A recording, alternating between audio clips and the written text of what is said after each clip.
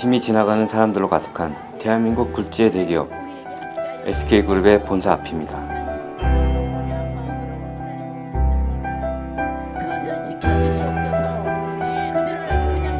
대한민국의 심장, 수도 서울 종로구의 한 거리에서 많은 사람들이 모여 무엇인가를 하고 있습니다. 가로수에 걸려있는 현수막의 내용을 보니 억울함을 호소합니다. 대한송유관공사 직장 내 성희롱 살인사건이라는 문구가 보이는군요. 많은 사람이 누군가를 추모하는 것 같은데요. 촛불과 제사상, 그리고 국화가 보입니다. 영혼을 달래는 듯한 노랫소리도 들립니다. 한 어머니가 보이는군요.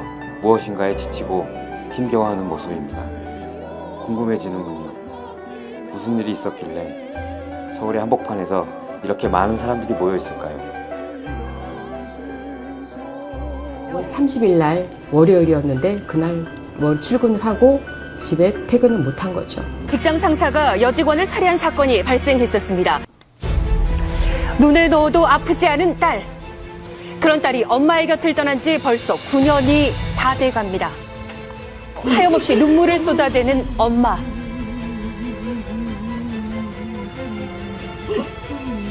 바빠서 이렇게 늦게 와서. 이 사건 해결되면 그때는 더 자주 보러 올게. 미안해. 기다려. 그때까지. 사건의 시작은 회사 안에서 시작이 됐어요. 그 사건의 잔인성을 보면은 개인의 욕망 때문에 이렇게까지 잔인하게 된 게 아닌가. 회사에서 피해자가 계속 괴롭힘을 당했고 결국은 사망사건까지 이르게 된 건데 무참하게 살해를 하고 시체를 인근에 유기를 하고 또 치졸하게 거기서 부족해서 강원도 원주로 가서 자수를 했죠. 고용한 사람들 회사로서의 책임이 있는데 방관을 했는데 대한송유관공사에서는 개인적인 사건이다. 회사와는 상관없다고 이야기하고 있어요. 특히 가해자가 치정관계로 몰고 가기 위한 가짜 위조 문서를 법원에 제출을 합니다. 근데 그 문서는 피해자가 쓴 것처럼 이렇게 내용이 써 있는데요. 이 증거를 제출할 때 법원에서도 똑같이 이 사건을 치정관계로 몰고 가려고 했어요. 경찰에서도. 이 제출한 증거 가짜 위조된 자료가 이제 가짜로 판명이 나면서 경찰에서도 잘못했다. 치정관계가 무슨 뜻인지 몰랐다라는 아주 황당한 문서를 제출을 했어요. 답변서를. 치정관계가 무슨 뜻인지 몰랐다는 얘기를 경찰이 얘기했다는 게 이 사건이 진짜 정말 전형적인 옛날의 대기업 봐주기, 경찰의 대기업 눈치 보기 사건인데 지금도 그대로라는 증거가 될 수 있는 사건이에요. 직장 상사가 여직원을 살해한 사건이 발생했었습니다. 그 피해자가 바로 유선영 씨의 딸입니다. 퇴근하는 유 씨의 딸을 상사가 납치해 우발적으로 살해했다는 내용인데요. 이 사건으로 범인은 징역 12년을 선고받고 사건은 종결됐다고 합니다. 하지만 엄마는 수사에 의문점이 많았다고 하는데요. 아니, 여기 어떤 일을 오시는 건가요? 여기 제 딸을 납치해간 차를 확인하기 위해서. 근데 이 차를 수사를 아예 하지를 않았기 때문에 꼭 수사를 해야 돼요. 재수사가 이루어지길 바라며 당시 범행 차량을 보관한 지 7년이 돼간다고 합니다. 그때 그대로 온 거예요. 일체에서는 왜 그러냐면 우리 애들도 무사해서 안 하기를. 차 안을 살펴보니 혈흔 자국으로 추정되는 흔적들이 남아 있었습니다. 오랜 시간이 흘렀지만 이런 흔적들을 보면 엄마의 가슴은 아직도 미어진다는데요. 당시 부검 결과를 보면 경부압박 질식사라는 국립과학수사연구원의 결과를 확인할 수 있습니다.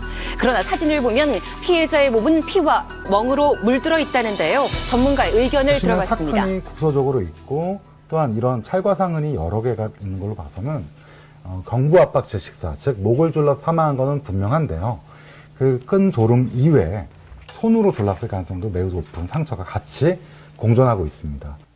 피해자의 어머니는 또 다른 의문을 제기했는데요. 온 몸에 상처가 있고 브래지어 끈이 다 풀려 있고 위에 입었던 가디건도 벗겨져서 없어지고 팬티 뒤에 엉덩이 부분에 흙으로 이렇게 짓이겨져서 흙이 묻어져 있어서 이거는 성폭행을 하려고 했던 사건인데 그런 거를 다 배제하고 수사를 하지 않았어요. 엄마는 이런 흔적들 때문에 성폭행에 대한 의혹을 지울 수 없다고 합니다. 이 부분 역시 당시 사진을 토대로 전문가의 의견을 확인해봤습니다. 허벅지 안쪽과 이 발 부위에도 조금 상처가 있는데요. 이럴 경우에는 우리가 먼저 성폭행의 가능성도 의심해 봐야 되는데요. 제한된 사진에서 일부만 보이기 때문에 그걸 정확하게 판단하기는 어렵지만 다양한 상처가 있었고 격렬한 저항, 이때 성폭행의 가능성도 같이 동반될 확률도 있다고 봅니다. 딸과 피의자의 관계에도 잘못된 부분이 저희 있다는데요. 딸이 인사과장한테 연애 편지처럼 보냈다는 식으로 이거를 형사 재판 2심에 제출을 또 한 거예요. 딸이 직장 상사에게 썼다는 연애 편지입니다. 이 메모를 증거로 당시 수사팀은 내연 관계로 추정했다는데요. 그런데 글씨를 자세히 살피니 두 글씨 차이가 납니다. 오른쪽에 있는 것이 딸의 글씨입니다. 국가수에서는 메모의 글씨와 딸의 글씨가 다르다는 결론을 내렸습니다. 사설기관의 검증을 받아본 결과는 충격적이었는데요. 연애 편지의 글씨는 바로 직장 상사 피의자의 글씨와 동일했다고 합니다. 엄마는 이 역시 사건 조작의 증거라고 이야기하는데요. 경찰한테 내 연애 관계였다는 증거 내놔봐라. 그런 거 없다는 거예요. 없는데 왜 그렇게 수사 기록에 내 연애 관계를 도배를 해놨냐. 그리고 제가 자인사 써라. 그래갖고 이거 받아온 거고. 직장 동료라는 피의자의 진술과 달리 각종 기록에는 내연의 관계로 기록돼 있다는 겁니다. 또한 목격자라는 직장 동료의 증언도 잘못됐다고 이야기하는데요. 진실만을 얘기를 해줘라. 이렇게 얘기를 했었는데 초동 수사부터 다 거짓 진술을 한 거예요. 증인 신문에 나와서도 인사과장하고 우리 딸하고 사귀는 사이다 하고 거짓 진술을 또 해서 제가 나중에는 위증으로 고소를 하게 된 거죠. 직장 동료는 사건 발생 후 2년 만에 거짓 진술한 사실을 인정했고 위증을 한 고모 씨에게는 300만 원의 벌금형만 내려졌다고 합니다.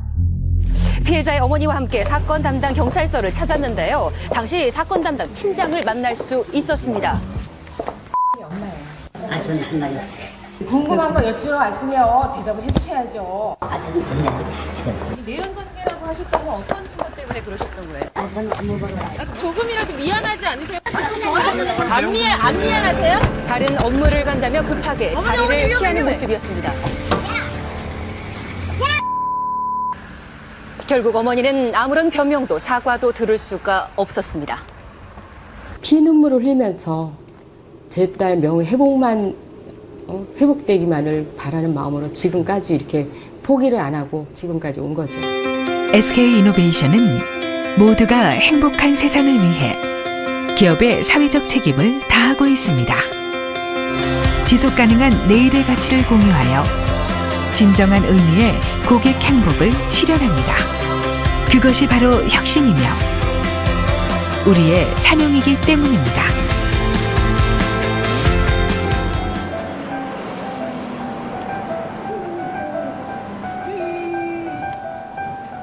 2019년 5월 20일 SK그룹 본사가 있는 이곳에서 14주기 추모제를 지낸 후 SK 대한송유관공사의 진정한 사과를 기다리면서 힘겹게 집회를 이어가고 있는데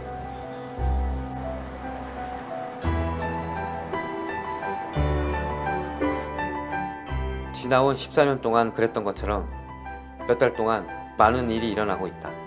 시위 용품을 치워버리는가 하면 그것들을 돌려달라는 요구에 쓰레기로 화답하고 업무방해로 고소하여 경찰은 어머님을 체포하기도 했다. 피해자가 가해자로 바뀌는 일이 반복되었다. 14년이 지났음에도 SK 대한송유관공사의 고소, 약 올리기, 그리고 시위 방해는 지금도 계속되고 있다. 과연 정의란 단어의 진정한 의미는 우리가 알고 있는 것이 아니란 말인가?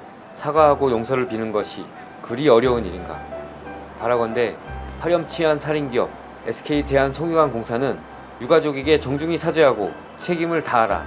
국가는 SK 대한송유관공사 인사과장의 여직원 성폭행 살인 및 시신유기 사건을 다시 수사하여 제대로 기소하라. 누구 하나 알아주는 이 없더라도 SK 대한송유관공사가 정중히 사죄하고 책임을 다하는 날까지 어머님의 외로운 투쟁은 계속될 것이다. 엄마가 마지막으로 해줄 수 있는 것은 딸의 명예를 회복시켜주는 것이고요. 딸을 불륜으로 몰아 2번 죽인 사람들에게 죄값을 치르게 하고 싶습니다. 사랑하는 딸을 잃고 억울한 누명을 쓰고 아무 일 없이 살아갈 수 있는 엄마는 어디에도 없습니다.